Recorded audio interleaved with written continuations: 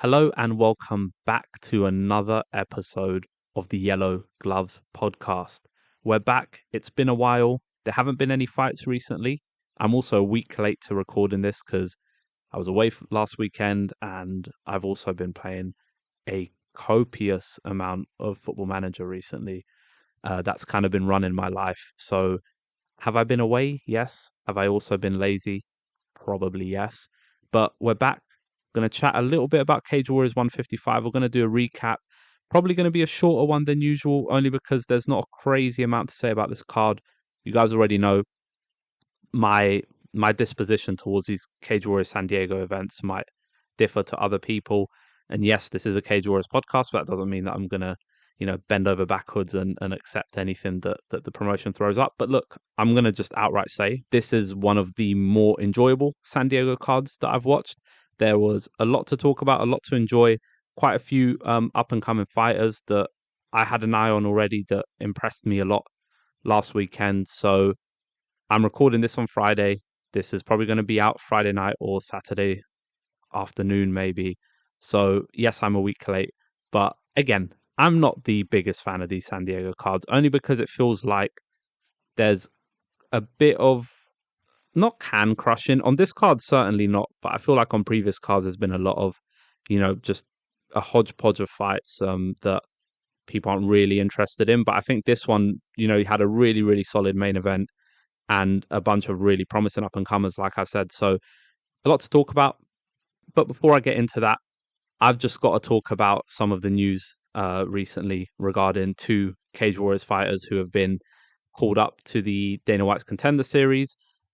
First one I'm going to call out is just Emre Sonmez. Really, really happy for Emre, a fighter who should be going into the Contender series, should be having that path. He's been with Cage Warriors for a while, so going to be pulling for him. I think he's going to be a bit of an underdog going into his fight, but I'm quite excited for him. Fights in August, I believe, so hopefully he does the Yellow Gloves proud and he goes on, puts a great performance and gets signed to the UFC. Now, the other person who I'm not so happy about going on Dana White's Contender series is George Hardwick. Nothing against Hardwick, obviously. Terrific fighter, deserves to fight for the UFC, and that's where my frustration lies. I think it's absolutely criminal that the UFC have looked at one of the best fighters in the UK, who fights for a promotion that they've had a long-standing handshake with. Your fighters have an open path to our organization, and I think it's fucking ludicrous that George Hardwick is having to fight on a Dana White's Contender Series card. It's barbaric. Honestly, when I saw the news, chuffed for George, obviously, because any path into the UFC would have made me happy for him. But to have to go through Dana White's Contender Series, I think is just a joke. For a fighter of his talent, for a fighter who's beaten UFC caliber opposition already, he's beaten people who could be in the UFC. He's beaten fighters with great records. He's styled on great fighters. He's put together an unbelievable stretch of wins. He's super active. He's super marketable. A great fighting brain. Just follow this man on Instagram. Watch all the breakdowns that he does. I'm not on TikTok, but I know he does stuff over there as well. Look at how this guy breaks down fights and how this guy breaks down techniques. Look at how good of a fighter he is, how good he is on the mic, how personable he is. Look at his celebration after he beat Jan Lias. This is a guy who's easy to market, a guy who's a sensational fighter. And I'm just going to, say it outright, a guy who would whoop on a lot of rostered UFC fighters at the moment. I'm not here to tell you that he'd go in and crack your favorite top 15 fighter on the chin and knock him out. I'm not going to be the guy to say it, but he'd give a lot of your favorite fighters trouble. And I can't, honestly, I can't, I'm speechless. I think it's so stupid that he's having to go through this path. I don't get it whatsoever. You've seen the outrage on Twitter, I'm sure. People who are defending it, it's ludicrous. Hardwick doesn't need to go through Contender Series. Hardwick doesn't need to be a short notice fight for everyone or for anyone. I mean, Hardwick should have just been on that London card. Here's your call up. The same way Christian Leroy Duncan got his moment. He should have just got the call up for that London card. He should have got an opponent. He should have had his 4, 5, 6, 7, 8 week camp. Who cares? However long it is, and he should have just gotten his fair crack at the organization. To have to go through the Contender Series and potentially not get a contract, like anything could happen, right? What if George goes out there, throws a punch, breaks his hand, and loses the fight, or obviously knock on wood, like anything bad could happen to him. He gets poked in the eye, fights a DQ. UFC are no longer interested, or they wait until the next series of Contender Series to bring him on. This is insane. This is insane that one of the best fighters in the UK is currently having to basically have a tryout for an organization that signs, your next door neighbor nowadays, just to fight someone on like 2-3 weeks short notice. It's criminal. I know this sounds absolutely like I'm exaggerating, but I'm not. If you've watched George Hardwick fight, there is no rhyme or reason for this man being on a Contender Series card. And shame on the UFC for putting him through a Contender Series card. Hope he goes there. Hope he fucking smashes it. Hope he gets into the UFC and goes on an insane run, because he deserves it. The caliber of fighter that he is and the run he's put together. But this is just total insanity to me. The fact that Paul Hughes still isn't signed, the fact that Kanan Loughran still isn't signed, the fact that I don't know what they're doing with Oban Elliott, Cage Warriors. My personal feeling is that Oban Elliott should be. Well, let me rephrase this. I'm not saying Oban Elliott should be in the UFC yet, although he definitely could. But what I'm saying is, I thought that Oban Elliott's fight in Wales would be for an interim belt, and I thought that Reece McKee would get the call up soon. Maybe that's what's going to happen. They haven't yet announced Oban Elliott's fight as of recording this. I don't know if they're going to do Oban Elliott versus Reece McKee, though I doubt it. But the fact that these guys haven't been signed yet, like, do me a favor. And the fact that you've got George Hardwick on Contender Series, like, come on, man. Like, the quality of UFC drop-in over the last few years has been well documented, and now it's a super popular thing to talk about, and we've all been talking about it for years. The quality of fighters and the quality of fights has dropped significantly and has been super diluted. The fact that you've got a gem on your hands in George Hardwick and you're running him through your shitty TV series that you used to sign one or two guys, now you sign guys who lose, you sign guys who miss weight and all of that crap. You're having to put one of the best fighters in the UK through that process. Just, yeah, do me a favor. I mean, the less I talk about it, the better, to be honest. Let's move on. Let's talk about Cage Warriors 155. All right, so Cage Warriors 155, we had a good collection of young and up-and-coming fighters on this card. We had a couple of really, really good fights, a couple of good finishes, and I guess we'll do this the way we always do it. We're going to start with the main event. We're going to work our way down. Might not talk about some fights as much as others, because frankly, not everything excited me on this card, and I'm just going to be brutally honest about that. But Kyle Driscoll, Jamie Lynch was the main event. Kyle Driscoll obviously losing to George Hardwick in the title match last year, but good to see that Cage Warriors have managed to retain his services for the organization. The fight with Jamie Lynch was decent, I would say. Didn't last very long. Jamie Lynch, a guy who's been with Cage Warriors for a while now, pretty much has served most of his pro career under the Cage Warriors banner. Someone that they always call upon for these San Diego cards. So he's probably curried some favor with the organization and got this fight. It was clear to me that Kyle Driscoll's just on another level to him. And Kyle Driscoll's like a very, very legit 155er in this Cage Warriors division. Like, he should be fighting other 155ers, the guys in Europe. I don't know that we need to keep wasting time with him on the San Diego scene, if that's indeed the plan. Fight was all right, though. I mean, they were trading calf kicks early, which was good to see. Jamie Lynch definitely was given as good as he got early, but Driscoll had this really nice push kick to the body that he was testing out. Lynch kept trying to catch, or Lynch kept trying to get the kick back, but Driscoll just kept catching it.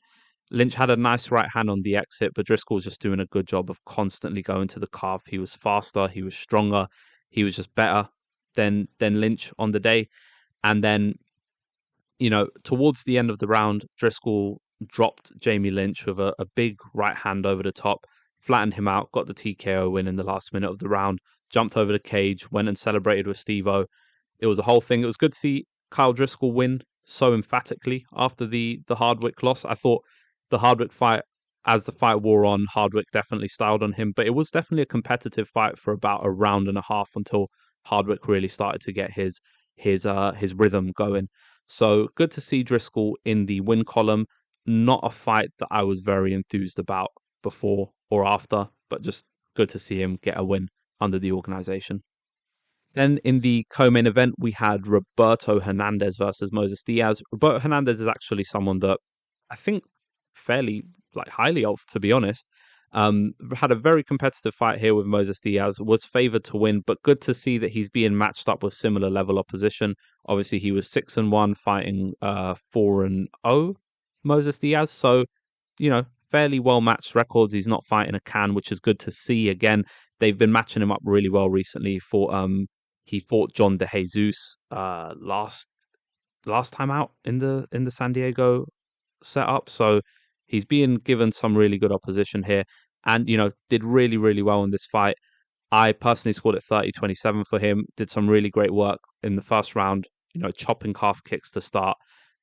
Diaz was pressuring him early and landed a really nice uppercut, but Hernandez was just doing a good job of feinting to draw out the reactions.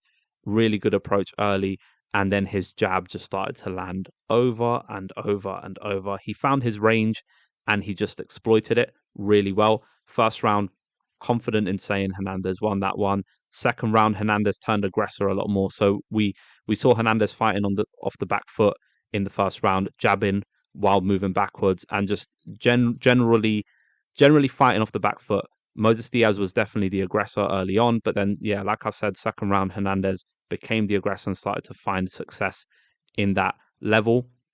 And Diaz couldn't fight off the back foot. Like, the comfortability that Hernandez had off the back foot, Moses Diaz didn't possess the same tools as Hernandez. And this is where you saw the gulf in quality between both fighters. Again, it was the jab of Hernandez, this time pushing forward. He was doing really well with. Hernandez was catching him for every time that Diaz pressed forward, Hernandez was just catching him. Little check hooks, circling out, check hook, circle out, landed pretty much everything he threw. And that's one thing about Hernandez is he doesn't rush. He's very patient. Hesitate to call him a sniper because I like to reserve that for your Reese McKees of this world. But he's definitely a very patient fighter and someone who knows how to land at a high volume when he does throw. So like I said, 30-27 there for Roberto Hernandez. Really impressive performance. Well-matched fight. At 145 pounds, man, I'd love to see this guy again fight the Euro guys. Let's get him in Europe. Let's get him on the Rome cards, on the Paris cards, on the UK cards. I know it's difficult because you've got visas to figure out and it's probably harder to put together, but I mean, they've done it before, right? Like, we've had champions from the US in Cage Warriors, so it's obviously not alien to the promotion. But I would like to see Roberto Hernandez fight more exciting opposition, because Moses Diaz, I'm gonna be real, I didn't really know who he was. That's probably more of me being an ignorant fuck, but I would prefer to see him fight people in Europe who I'm more familiar with. I'm definitely becoming more open to this San Diego thing, and definitely it doesn't feel as gimmicky as it did when it first started.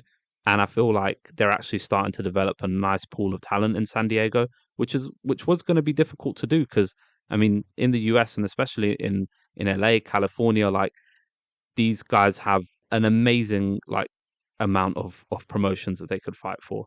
So the fact that Cage Warriors are managing to retain a lot of these fighters' services, getting them fighting regularly under the banner and developing them.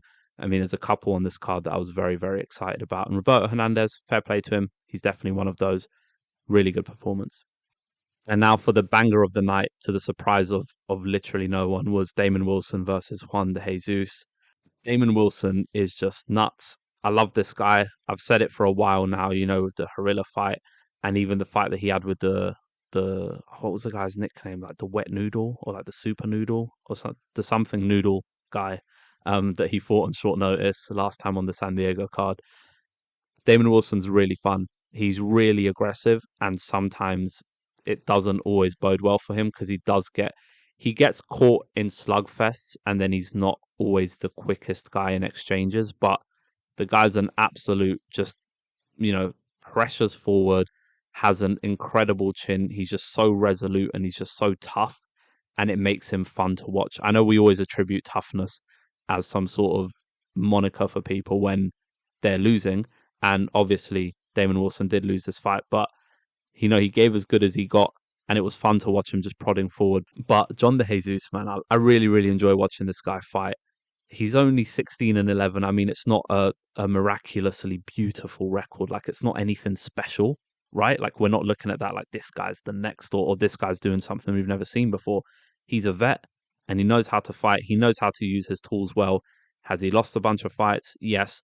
But what he's been doing recently is really cool. And this fight was just a back and forth, just a fun one. I scored it 30-27 for De Jesus, but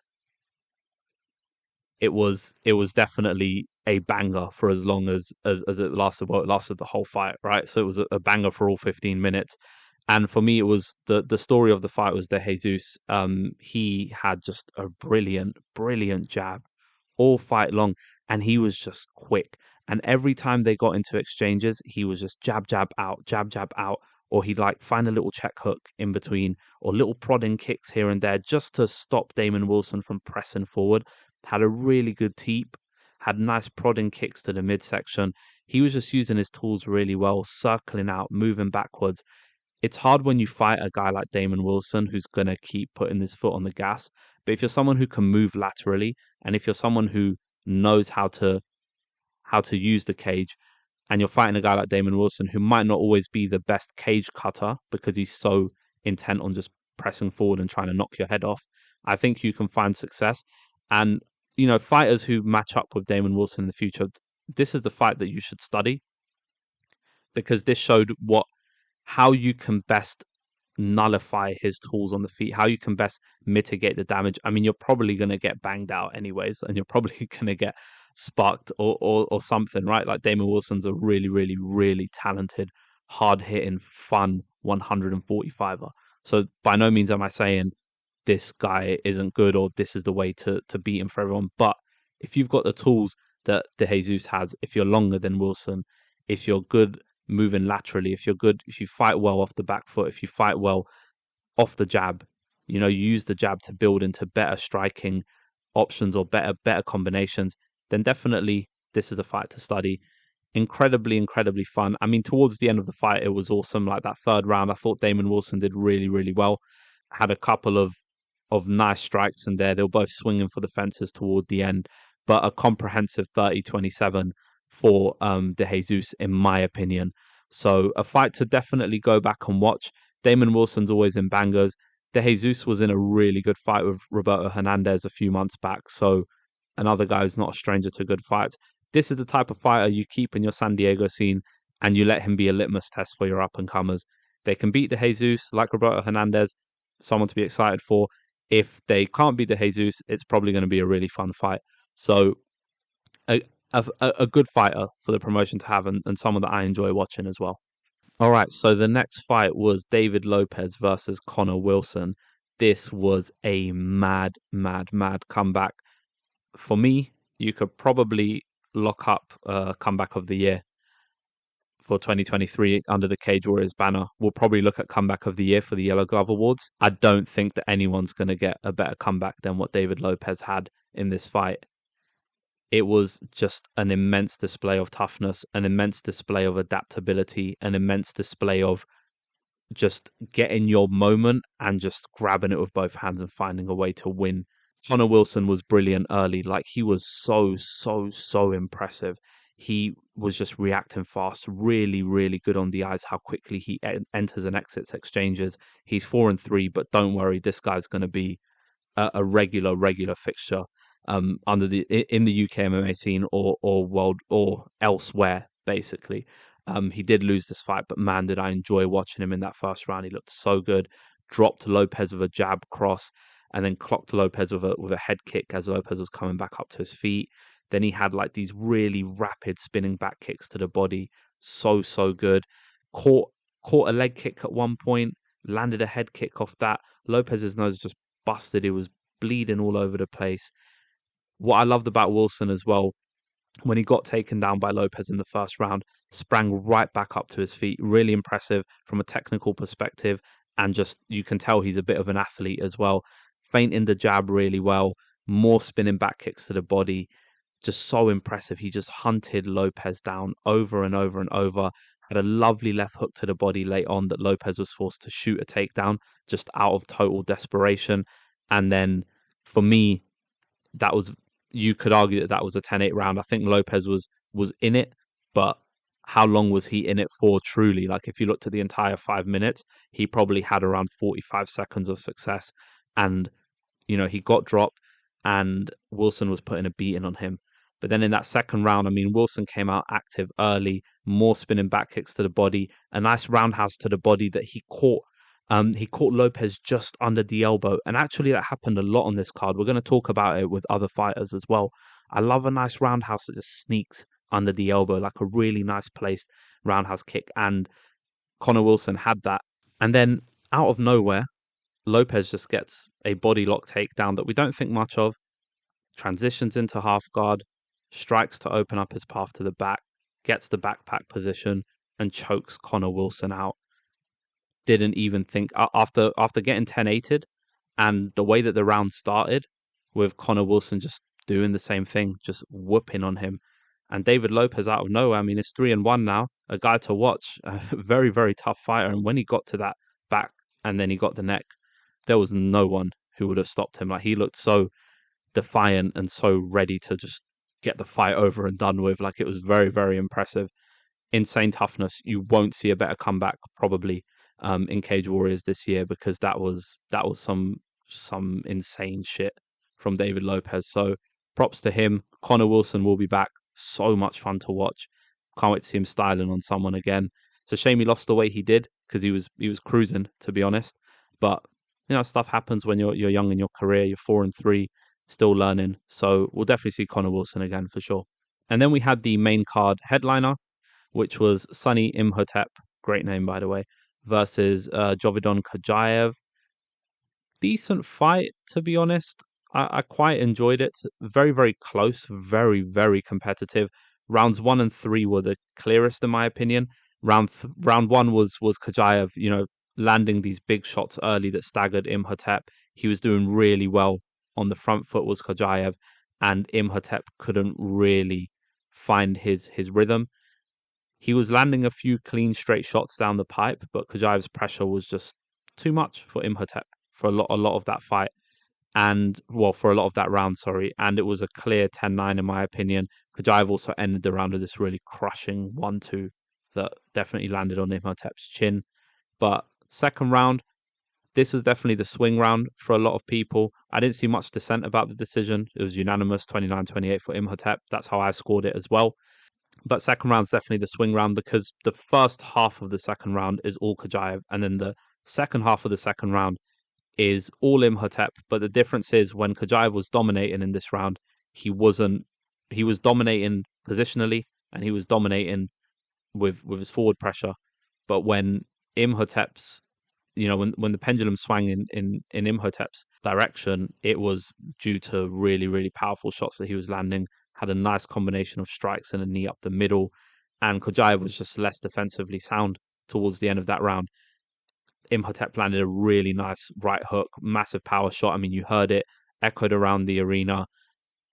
Kajaev, ate it like a champ, but he was really, really kind of feeling the pressure and the power of Imhotep late in that round.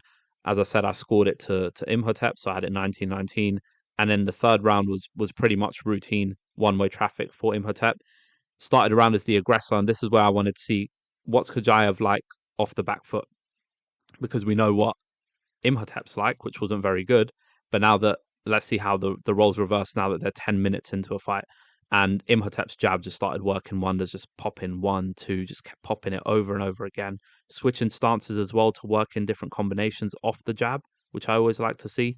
And Kajaev does get the body lock takedown at one point, but Imhotep reverses him and tries to get the armbar. Got a nice little scramble that ensued there. And then the majority of the round from that point on was just Imhotep controlling Kajaev against the fence. So I scored it 29-28. Didn't see any controversy there, but can definitely understand if some people scored the first 2 rounds for Kajaev. Not the most impressive fight, but I can see Imhotep getting a few highlight reel KOs in his career, because the way he fights and how powerful he is, and the stance switching is going to confuse a lot of lesser opposition. So that's definitely something to keep an eye on. So we move on now to the prelims. Prelims were fucking brilliant. I loved the prelims of this card. And the prelim headliner was James Settle versus Franz Saul Min. Saul Min's part of the fight MMA Fight Academy that Cage Warriors have going on. And James Settle basically put both his middle fingers up to that to that concept and was like, I'm probably being set up here, but I'm gonna knock your boy out. And that's pretty much what he did. You know, early on in the fight, they're exchanging calf kicks. Saw Mean just really, really wild, like pushing off the fence with a Superman kick. And then he was just winging these overhand rights, which to me, when fighters do that, you know, you're probably backing your athleticism, but at the same time, it looks quite jittery and eager. You might be able to bolt a few people fighting like that, but when you fight patient fighters or you fight fighters who are technically sound, it's not going to pay off. And James Settle, look, he's 4-3 now. Probably people didn't think much of him going into the fight. I certainly didn't know who he was, and he very much impressed me. Settle did well to, you know, mitigate a lot of Sormin's forward pressure, a lot of his wild attacks. Did really well on the ground. Did really well attacking the lead leg of Sormin as well. Nice active rubber guard on the ground from James Settle. Used an omoplata to work his way back to his feet, which is always impressive, and then used that same omoplata afterwards to sweep Sormin and get a hold of his shoulder and like was like cranking on the shoulder. Almost had like a modified head and arm choke. So someone who definitely impressed me from a grappling perspective. I actually would have loved to have seen Strauss and Wharton commentate over this fight because I think Strauss would have had a whale of a time watching James settle. And then, you know, that was the story of the first round. It was Sormin throwing a lot, not landing, and Settle dominating on the ground. And not just dominating, but looking flashy while doing it, which is always cool to see. And then in the second round, Sormin came out, jab to the body, some calf kicks. Settle was starting to slow down, it has to be said, and Sormin looked less wild. But, you know, it's a takedown attempt from Settle halfway through the round, I believe. Sormin tries to Granby roll out of it, doesn't manage to do it. You know, some poor fight IQ there probably on the ground from the young fighter. And Settle found his way to back mount, started to pound Sormin out, and Sormin just wasn't moving. It just looked like Settle broke him at that point. It looked like Sormin accepted the fact that he couldn't really get the power strikes going and that Settle had his number on the ground. Didn't really move. I think it was Herb Dean who was refereeing that fight potentially, and Herb just stepped in and he'd seen enough. Really, really good win for James Settle. Someone I'm going to keep an eye on as well, because if you're that fun on the ground, I need to be watching you. So I don't know if it was a one-off. Maybe I need to go back and watch his other fights, but guys really, really impressive on the ground. And then we had heavyweights. I'm not going to say too much about the heavyweights. I'm not a heavyweight guy. Don't enjoy watching heavyweights fight.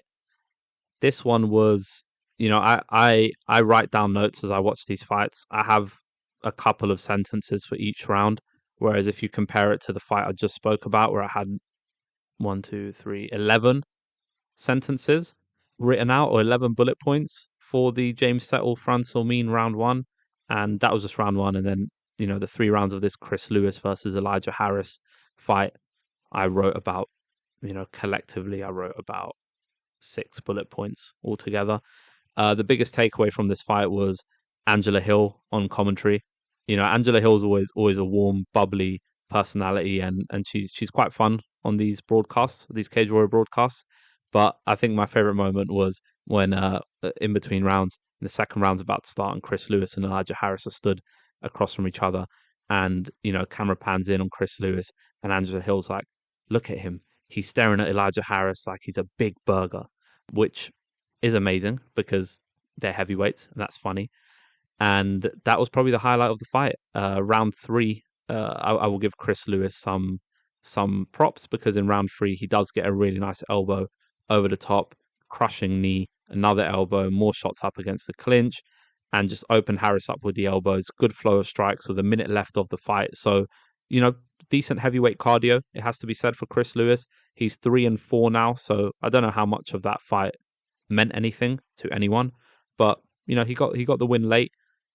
Decent heavyweight cardio, like I said, nice little finish. But yeah, highlight of the fight was Angela Hill. Angela Hill saying that he's staring at another man like he's a big burger, because heavyweights are probably staring at other men like they're big burgers, which is, you know, fun. All right, winding down All right, we're winding down now, but we're actually getting to parts of the card which I enjoyed a lot. Anthony Orozco versus Jamie Fataruso. Anthony Orozco is that guy. He's 1-0 as a pro. That was his first professional fight. I can't wait to watch more and more and more of this guy fight. Honestly, I was so impressed with him. Jeremy Fataruso had no chance. Orozco, for me, if I see you jabbing, and especially if I see you jabbing to the body, you're my boy already. If I see you throwing those techniques, I love it. If I see you bouncing on your feet, T-pin, again, you're probably my boy. Orozco was doing all of that at the start of the fight. Orozco was doing well to just land with precision, but land with power. My favorite moment in the fight was when Orozco slipped and then used the momentum of slipping into a fantastic, like, double leg, like, power takedown on Fataruso, who was literally, like, none the wiser. Orozco just seems like just an athlete, like he was born to fight in MMA. At 170 pounds, I can't wait to see how this man develops. He just put a beating on Fataruso. My favorite part was when he was in mount, was Orozco, and well, not my favorite part. My favorite part was when he slipped and took him down, which was funny. But another cool part was when he had Orozco. Well, sorry, he had Fataruso down, and he was in mount and just landing elbow after elbow. And referee was about to stop the fight, and Orozco just gets up and he just tells Fataruso to get up, and Fataruso obliges, obviously, and Orozco just goes there, puts a beating on him on the feet, lands elbows over and over and over. Then it's the calf kick, straight jab, and then a piston of a right hand over the top. Finished it on the ground. A superb debut. Like, it couldn't have been more perfect for him. Anthony Orozco is one for the future. Definitely, people need to keep an eye on this man because he's super, super fun. And then we had another professional debut. This time it's Teddy Stringer, who's very well renowned on the amateur circuit in the UK and just worldwide as well. Very long storied amateur career. Very impressive fighter. Loved the walkout with the Chase and Status song. Just felt like, he was matched up with a guy who was 0-3. So let's be real, probably a fight that he was always going to win. But the way in which he won was really impressive to me. I really, really enjoyed watching that fight. Opened up with some good calf kicks, then went straight in for the double leg, like literally wasted no time. So easy takedown. Got himself caught in a bit of like an awkward guillotine, like probably, the angle looked off from Brian Schell, who he was fighting. I should probably mention that he was fighting Brian Schell, of course, and it wasn't just the Teddy Stringer show, but actually it was because Brian Schell didn't do anything. Schell was never going to get the choke. I think Stringer just toughed it out. Smooth transition to back mount from Stringer, locked up the body triangle so quickly, and then the rear naked choke was so easy. I mean, not the best opponent, but you have to start somewhere when you're making your debut, and Stringer's definitely one to watch from the UK. I hope, at 155 pounds, they match him up again, with someone shortly, put him on the London card, maybe, like, why not? He could probably turn around that quick, and you could probably find another guy who's 0-1, 0-2, 0-3, or maybe someone who's 1-1 who's happy to fight this young up-and-comer. So Teddy Stringer and Anthony Orozco, for me, were the stories of this card. And David Lopez's comeback as well was probably the things I was most excited about amid like a card that I wasn't generally quite jazzed for or enthused about after the fact. So last two fights, I won't spend too long talking about them. We had Enrique Montalvo versus Francis Breen. Breen making his pro debut, so was Enrique Montalvo. Breen probably best known, you've probably seen him in some clips, or like you've seen him cornering some fighters at Next Gen MMA, so another potential big talent coming out of that gym. I was quite impressed with his performance. I scored it 30-26. Round one, he was just so sharp, quick jab, rapid hook. Strikes a bit like Luke Riley, which might be a lazy comparison from me. But I was, that kind of reckless abandon with the head movement, that, sticking with your feet and just planting your feet and then just winging hooks very much gave me a Luke Riley vibe. So that's maybe a next gen MMA thing. I mean, Paddy sometimes strikes like that, but Paddy's is less fundamentally sound than someone like Luke Riley, who's just, you can tell that technique is that guy's MO. But Breen, to actually give him his shine, very, very impressive. Like I said, first round, There was an Uchimata, which was really funny because Montalvo, landed the Uchimata and basically ended up on bottom, and Breen just, was riding the mount eventually at the end of the fight, at the end of the round. Sorry, just flattened Montalvo out, striking over again. Second round was more control, more of choke attempts from Breen, and then third round again, more quick strikes, more winging hooks, smothering Montalvo against the fence. Easy takedowns, 30-27, 30-26, however which way you want to score it. Enrique Montalvo definitely didn't get a round off on Francis Breen, and I can't wait to see Breen fight again, because if that's the gym he's coming from, and if that's the way he's fighting, then he's probably going to do quite well in his career. Last fight to talk about, and what was the first fight on the card, was Johnny Gill versus John Saragi. Saragi's brother actually fought in the UFC. Saragi was making his Cage Warriors debut. I believe he's part of the Fight Academy, MMA Fight Academy. And Johnny Gill, like I said, making his pro debut, climbed to 1-0 with a nice rear naked choke. Pretty much, dominated the fight on the ground. Saragi were definitely got himself caught in a few submission attempts, triangle attempt, had some nice digs to the body on the ground, but then overcommitted and got reversed. And I think that was, similar to the Sormin fight.